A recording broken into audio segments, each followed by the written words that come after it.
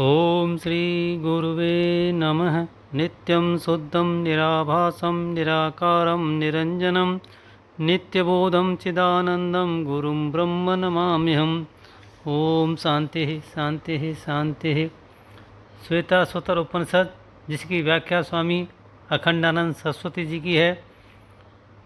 प्रवचन 15, विषय है ईश्वर जीव प्रकृति का भेद और अभेद।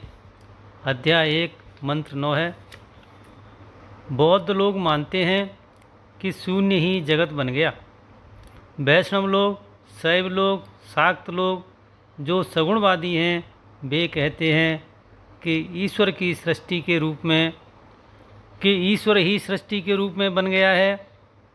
बौद्ध लोगों में दूसरा जो विज्ञानवादी भेद है, वे कहते हैं कि चित्त ही संसार बन गया है। सांख्यवादी कहते हैं कि प्रकृति ही संसार के रूप में परिणत हो गई है। कर्मवादी कहते हैं कि इसके उपादान कर्म संस्कार हमेशा से नित्य बने हुए हैं। ये आकृतियाँ जो हैं, ये कर्म के अनुसार बनती रहती हैं। कर्मों के अनुसार आकृतियाँ जातियाँ बनती हैं, और मूल वस्तु उपादान जो है वह तो हमेशा से है ही है। न कदाचित अनीदृशम जगत। पर यह वेदांत का सिद्धांत क्या है कि यह प्रपंच न किसी का आरंभ है और न किसी का परिणाम है। यह न तो बनाया गया है और न तो बन गया। कि तब यह क्या है? बोले कि बिना बनाए और बिना बने अपने स्वरूप में यह आकाश में बिल्कुल नीलिमा के समान भासित हो रहा है। आकाश में नीलिमा के समान यह प्रपंच अग्रहण दोष से ही भास रहा है, विपरीत बरत रहा है, अपने अधिष्ठान से विपरीत, अपने प्रकाश के विपरीत, अपने प्रकाशक के विपरीत, अपने मूल तत्व के विपरीत बरत रहा है। विपरीतम वर्तते विवर्तते शब्द का अर्थ क्या है कि विपरीतम वर्तते, अपने स्वरूप के विपरीत बरत रहा है। कि हे भगवान, तब ये आत्मदेव क्या हैं? बोले महाराज, यह विवर्ती अभिन्न निमित्तोपादान कारण हैं। न ये वस्तुतः उपादान हैं और न ये वस्तुतः निमित्त हैं। ये परिणामी नहीं है। भला हमारे ये जो स्वतंत्र आत्मवादी हैं न, कश्मीरी शैव, वे कहते हैं कि आत्मा ही ईश्वर है।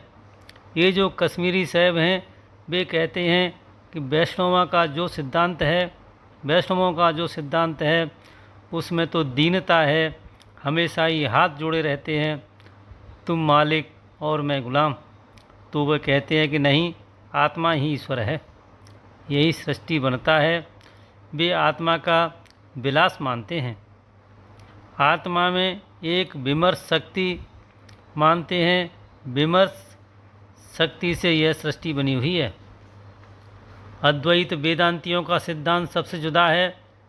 न तो अन्यों के मेल से यह सृष्टि संगठित हुई है, घड़े की तरह घड़ी गई है, और न प्रकृति के परिणाम से बनी है, न कर्म से आकृतियों का उद्भव हुआ है, न यह विज्ञान का परिणाम है, न यह शून्य का परिणाम है, न ईश्वर का परिणाम है। तब क्या है? बोले कि यह जो अपना अखंड आत्म तत्व है, देश काल वस्तु से अपरिच्छिन्न, जो संपूर्ण परिच्छेदों के अत्यंताभाव से उपलक्षित आत्मा से अभिन्न ब्रह्म तत्व है, और ब्रह्म से अभिन्न जो आत्म तत्व है, उसमें यह सृष्टि, उसका भोक्ता जीव और उसका नियंता ईश्वर बिना कुछ हुए ही भास रहा है।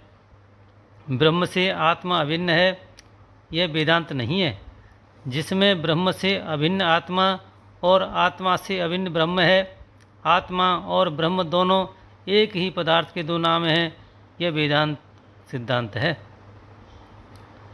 आत्मा और ब्रह्म, इन दोनों पदों का अर्थ जो अलग अलग समझा गया है, वह भ्रांति है। ब्रह्म शब्द का वही अर्थ है जो शुद्ध में शब्द का अर्थ है। अगर मैं शब्द का अर्थ जुदा और ब्रह्म शब्द का अर्थ जुदा समझा गया है, तो ठीक शब्दार्थ ही नहीं समझा गया। पदार्थ के अज्ञान से ही यह जुदा जुदा बना रहा है, पदार्थ के अज्ञान से ही यह जुदा जुदा बन रहा है, असल में जुदा है नहीं, तो यह ब्रह्मात्मा अकर्ता है। इसी के साथ सत्संग को विराम। ओम शांति शांति शांति।